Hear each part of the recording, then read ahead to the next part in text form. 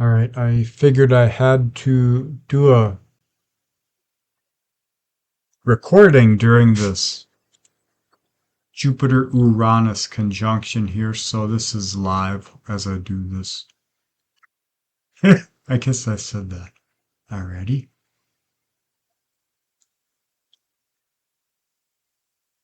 (21 degrees 49 minutes).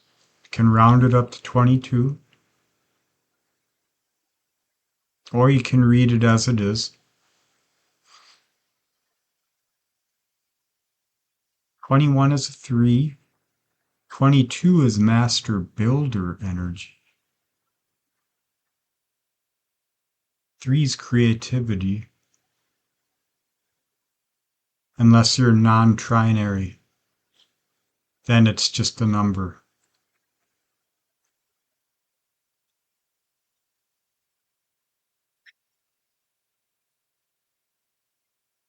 So the thing when you study or you hear about these alignments, it's all based on numbers. In the old days, and a lot of sidereal astrologers, they still use their eyes. I think it's very important to use your eyes to look at the stars.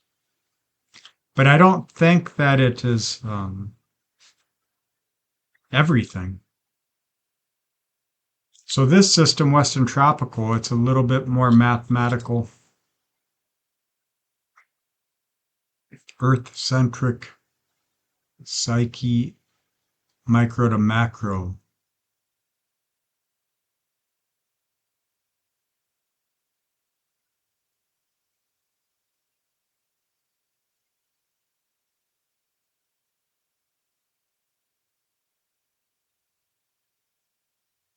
So everything is cycles, every day, every moment,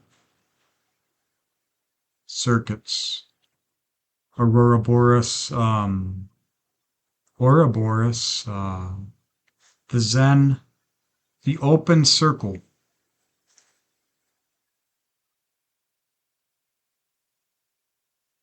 Uranus is that open part in the circle of the Zen circle.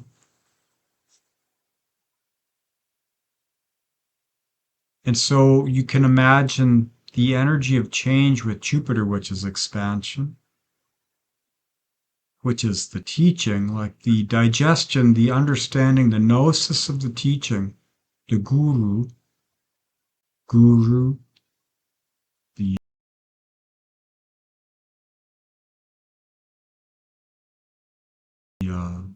teacher.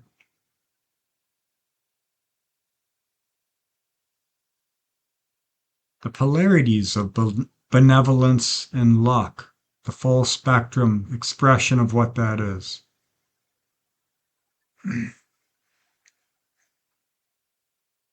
Jupiter is a massive gaseous planet, or so it is said. I've never been there, but I'm taking the word for it, and it doesn't seem to hinder my awareness any.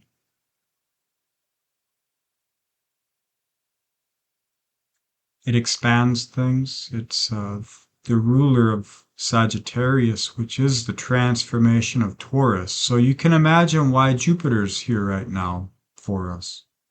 Transforming the value of the belief through the change which is being registered, charged, released within you in these moments, these times.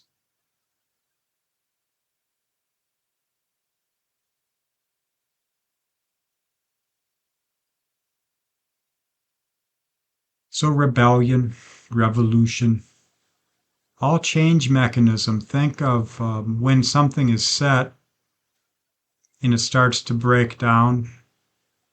Sometimes nature or someone comes and breaks it all the way right then and there. That can be an Uranian energy expression. Individuation. But what is individuation? Really, it's just more union, more steps on the path to union, whatever that is. To me, Uranus is about realization.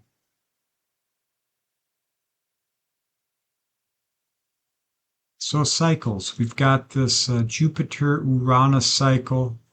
I've seen a lot of people have done research on this. I haven't researched it or consumed any ideas on this.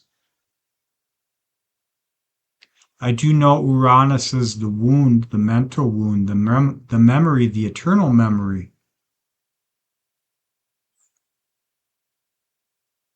The spirit of the Akashic. It brings the awareness, the elixir, the fire, the spark of the gods to Mercury.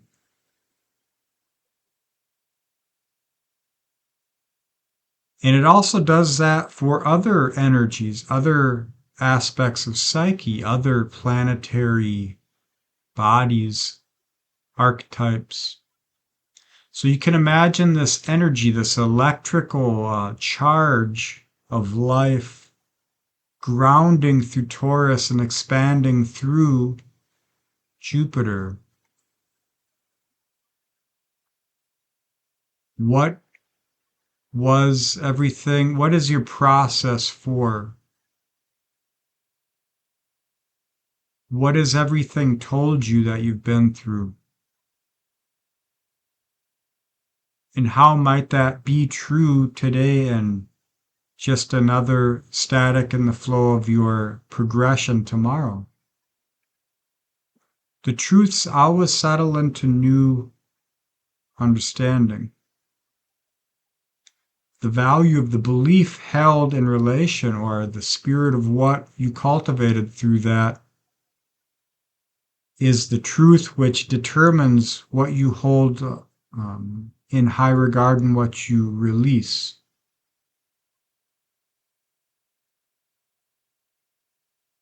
Now, this could be mental wounds, the echoes of trauma loop responses,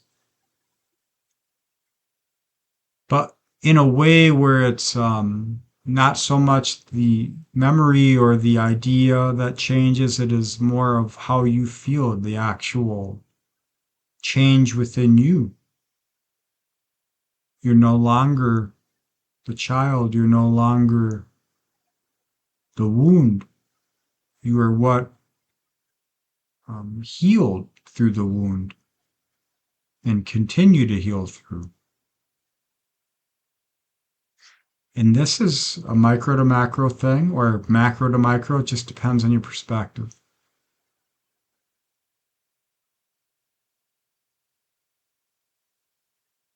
I mean, it's all connected.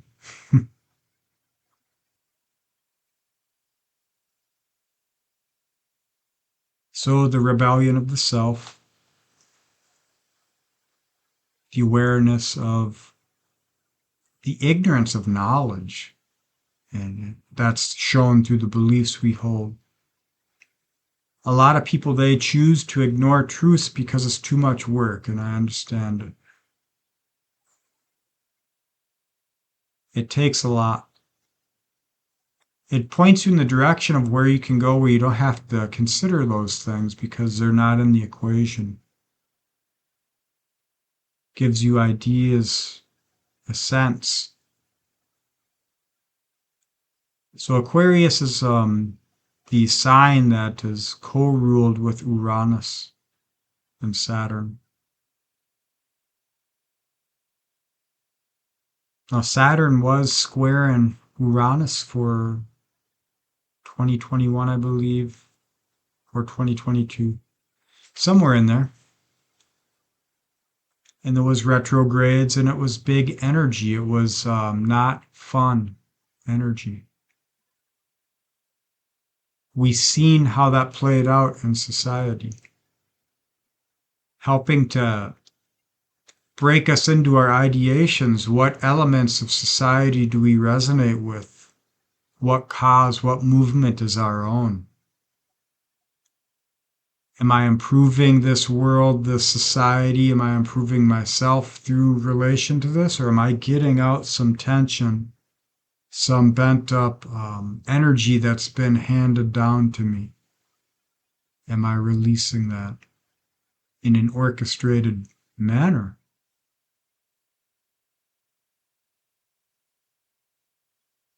Whether known or unknown to us. So we've been learning this rebellion, learning where to put the fire, hold the power, how to bring awareness to our beliefs. We've learned the quality of the power of our own perceptions and how we have wounded ourselves and we've been deceived, and sometimes it's for a greater good. It's for your growth. It's for experience so that the knowledge can live through you. And you can release or cultivate or bloom wisdom into those you care for, into your own awareness, into your own embodiment, how you live.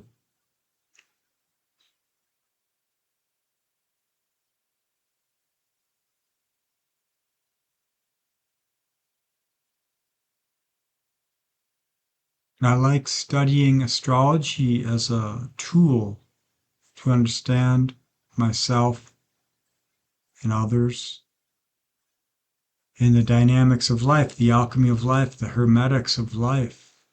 That's what I feel this tool is best used for. So the big cycles and the transits, I don't study those as much because I'm trying to tune into my feeling. But I do keep tabs on some astrologers who are very focused on the transiting energies, the more macro to micro.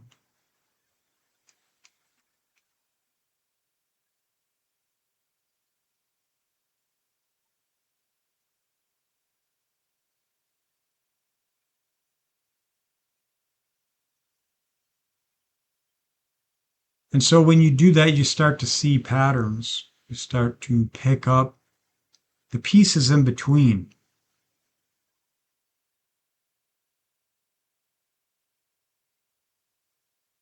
So just quickly, we're coming into the full moon in Scorpio.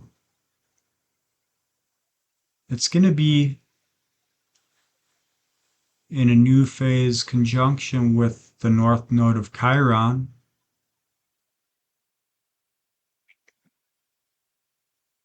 Venus will be in a new phase conjunction with Chiron during this full moon. Uranus and Jupiter are currently in Venus's home sign, her origins, which is the earth, the form of matter, of reality, the fixed emanation of spirit. And she's being, so Mars was put out, the fire was dimmed, put down in this void, this marshy void of Pisces, and now Venus is burning. But she holds all of the past with her. Uranus is a remembrance, honoring yourself in relation to your own mistakes. Knowing that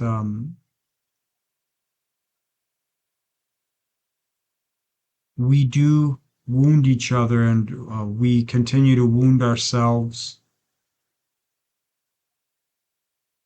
ultimately. And most people are trying not to hurt themselves or others. Vast majority of people.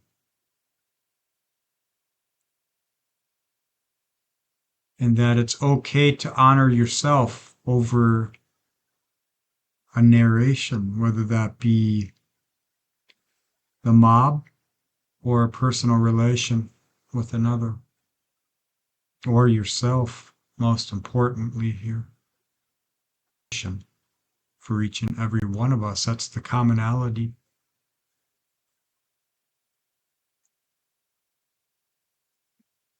So the soil in Taurus is fertile. When Venus gets there, we're going to start to feel the spirit of what it is we've been cultivating in life. So with the moon, full moon in Scorpio coming up, we get a taste of what desire, what the meaning of the repressions that we had formed our beliefs upon, how those can be used for a greater good for ourselves and ultimately for life, I suppose.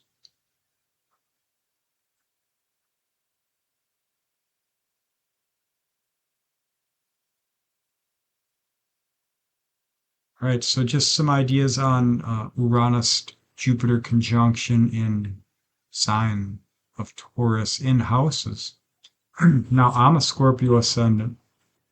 This is happening in my seventh house. This is the house of relation, the house of other. So I can expect change in relation, in other, what I'm doing, what I'm partnering with in life, what I engage with in life. What is the other?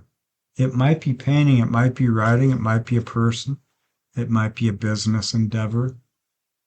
It is just in relation to existence and whoever might be in that energy. So that's a seventh house interpretation. But if you're aged like me, consider a sixth house flavor with that, because that's the progression of your house system. So, which is your health, which is your routines, which is your work, which is your care, the service you're providing yourself and bringing to the world through that connection as a side effect or your focus. With Taurus there, it's more of a side effect. It's more of a natural lived process. Other people can judge and analyze me. I analyze what resonates with me. Sure, I try and live good. I try to be good, but I'm not consumed by those ideations. I'm trying to live authentic. So mental wounding, overeating, eating junk food. I've been fighting that past few weeks or months. That's something that I will continue to be aware of to maximize this energy. If I wanted to break it down, usually I just go with what I feel, then I analyze it later, like right now when I'm looking at this chart. But that's an idea for you. So you could change up your routines if it's in your sixth house. You can expect changes in relationship, or you can be the one to create those changes in your relationship zone. And remember, it's not just people, it's life. And how does that reflect through you? So just take a minute to take care of yourself in that situation so that the instrument of you can be clear.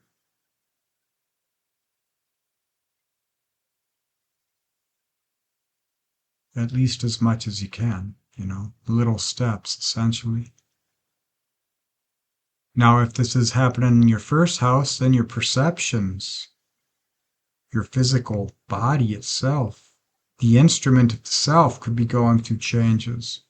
Maybe the wiring, the circuitry of your nervous system is really being lit up right now.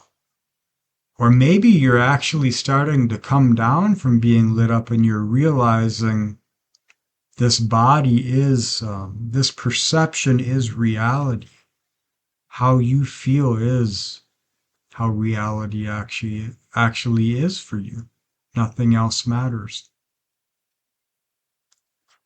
If you're too down to care about anything else, and likewise, if you're focused on a mission, if you've got a drive for something and you're following that, then everything else is a side effect. So this is kind of how you can use astrology. If it's in your MC, in your 10th house, your career could be changing. You could drive change. You could tune into something that is going to serve you best in the future and is going to help you to grow and expand in ways with which you can share your value with others. You can share your creations. If it's in your 4th house, maybe thinking about moving, establishing roots somewhere. Or maybe an opportunity arises suddenly.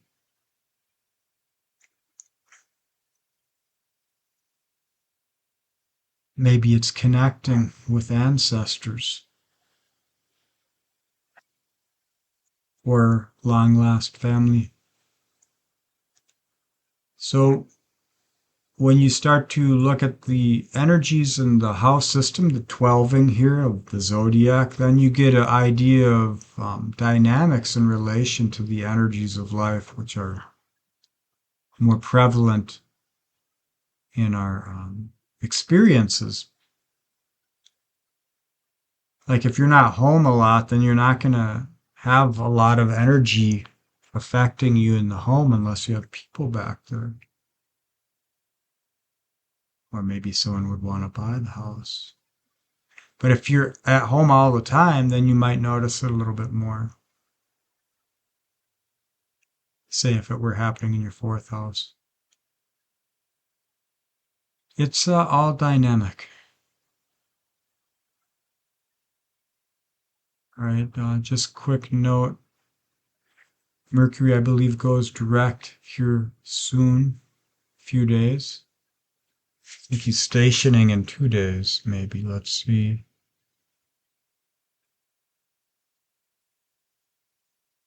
Oh, 3, 4 days. 24th stations, that's when. Oh no. That's the day after a full moon in Scorpio.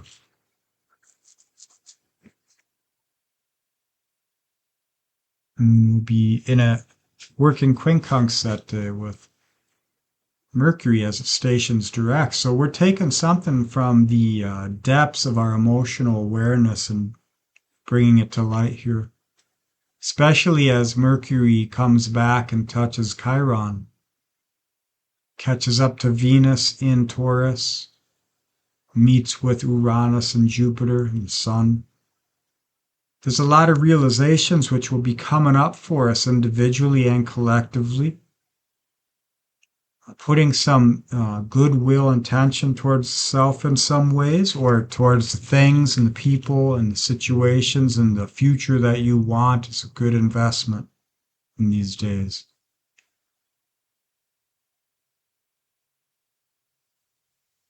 Breathing, getting into the body, into life is a key, I feel.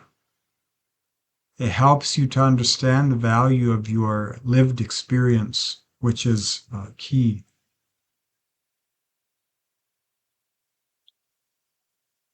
All right, well, that was this Uranus Jupiter thing I wanted to talk about. So thanks for watching, listening, and being.